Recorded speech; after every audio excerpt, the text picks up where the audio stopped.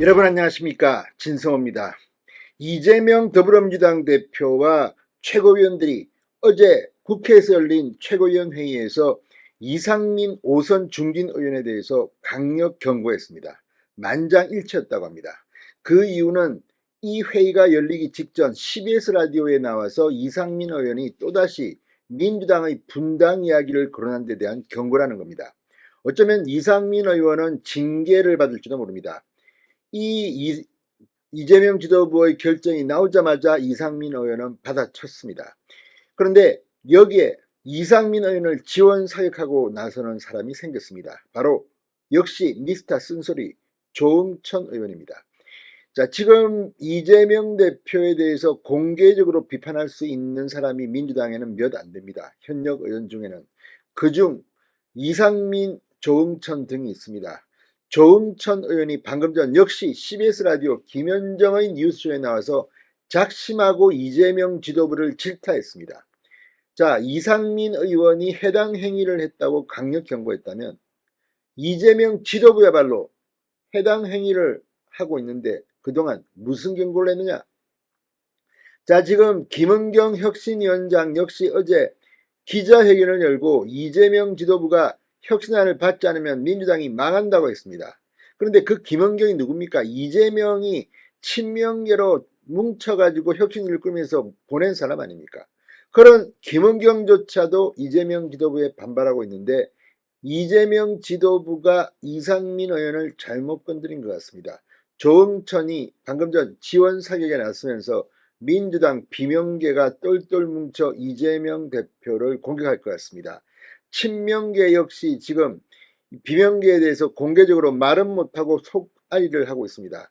반면 지지자들은 공개 게시판, 인터넷 커뮤니티 등에 나와서 이낙연 전 대표를 낙지 입에 담지 못할 말로 공격하면서 지금 민주당은 사실상 내전 상태에 돌입했습니다.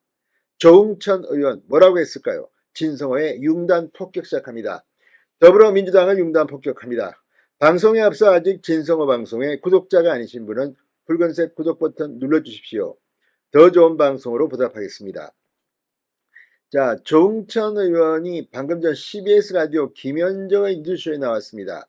유쾌한 결별이라는 게 즉 거대 정당에서 기득권이나 누리는 그런 안 좋아하는 정치를 할 게 아니라 유쾌한 결별을 할 각오로 자신의 유불리를 염두에 두지 않고 당을 위해 해야 할 말을 하는 정치를 하겠다. 나는 지금껏 그렇게 살아왔고 앞으로도 그렇게 하겠다는 그런 취지로 저는 읽혔다라고 답했습니다.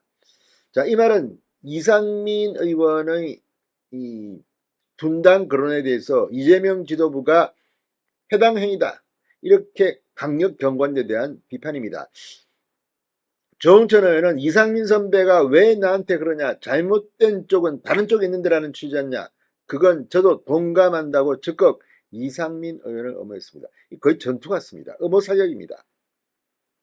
그러면서 이재명 지도부를 향해 그동안 정파적 이익에 공모하거나 강성 지지층에 영합하기 위해 국민적 동의를 얻기 어려운 법안, 정책 이거 강행하고 일방적으로 국회를 운영하고 또 상식이나 보편적인 가치와는 동떨어진 은행 이런 걸로 우리 당에 대한 국민적 신망을 저버리게 한 것 그게 해당 행위 아니냐, 그거 지금까지 누적돼 우리 당이 이렇게 힘든 거 아니냐고 질타했습니다.